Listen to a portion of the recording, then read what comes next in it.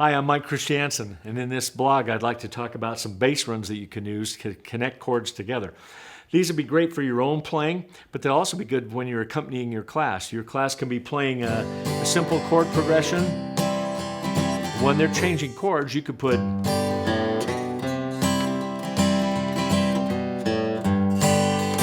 those little runs that connect the chords together, and it's exciting for the students. It also pushes you in your playing just a little bit. So what I've done is I've tried to put these bass runs that connect common chords together. Number one connects a G chord to a C chord. Now I'm going to be using a pick, and they'll also work though if you're playing with your thumb and your fingers and you're doing like a pick strum kind of a thing. You can do them in that. Alternating bass with your fingers and your thumb would work. I'll just be using a pick with it. Now this first run connects a G chord to a C chord. And what you do is you strum on the first beat, so of the measure of the G chord. Then on the other three beats, you play the notes G, A, B, and then that sets up the C chord for the 5 strum, 4 strum. So what you're doing basically is connecting the roots of the chords. G to C, G, A, B, and then C.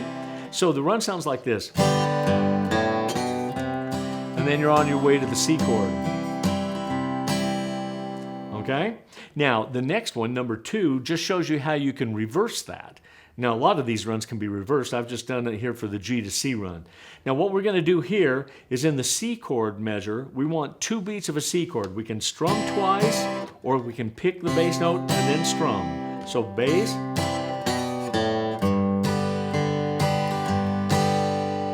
So you can see there I've done the pick, strum, then the bass notes, B, A, and that put me into the G chord.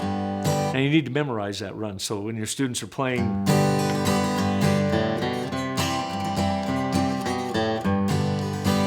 so you can put those runs in automatically. The music won't have those written in hardly ever, so you have to know which runs connect the chords together.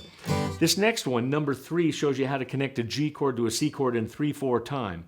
Now because you have 3 beats in the measure and you have 3 notes that you want to play to connect the chords together, don't strum the G chord at all. Just play the G, A, B, C. And you could do them backwards. If you wanted to go back from the C chord back to the G chord. So once again, it sounds like this. I'll give you a couple of measures of G and then the run. So 1, 2, 3, 1, 2,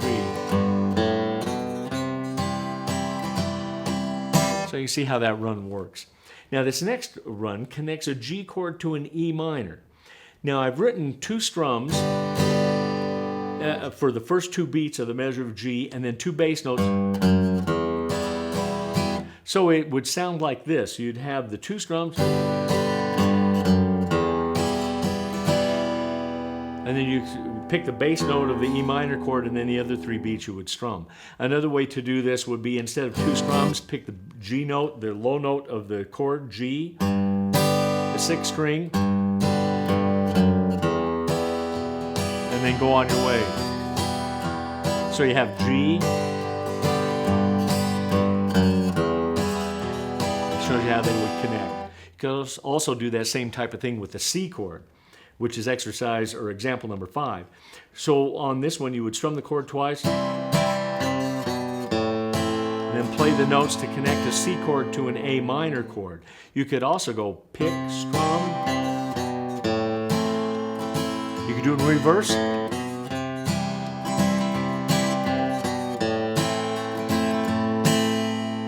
Now number 6 shows you how to connect an A chord or an A7 chord to a D chord.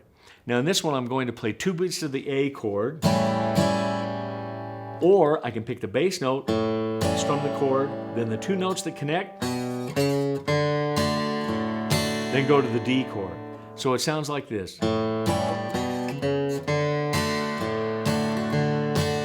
That's A to D.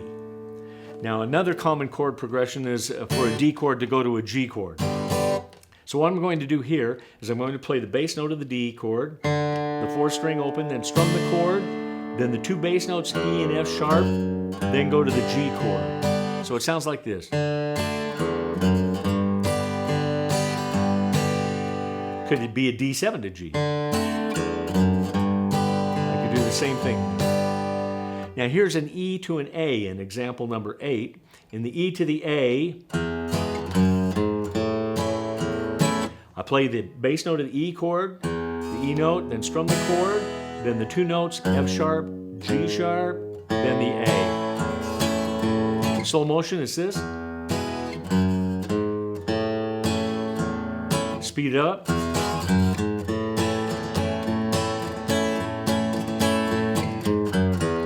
See, I just played that in reverse.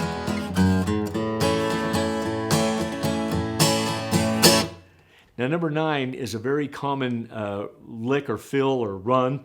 It's sometimes called the Lester Flatt run or the Flatt run because it was named after Lester Flatt, a famous guitar player. Now, this run goes like this.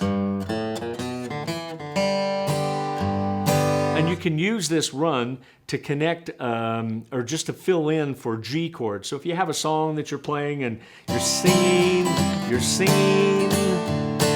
then you play G chord. And then the singing stops, and you can put the run in. You can use it for an ending of a song. You know, put that on the, well, maybe not that fast, but you can put that at the end of the song, or you can play slowly. It's this. You've probably heard that. It's a very, very famous run. And it can be used at the ending. You can use it for an introduction. And you can use it just to take place of a measure of a G chord. Instead of strumming the G, you play that run.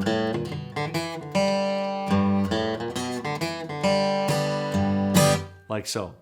The flat run. And it's very, very common, very popular fill to play. And it'll sound very exciting to your students if you're playing that in the background while they're strumming the G chord.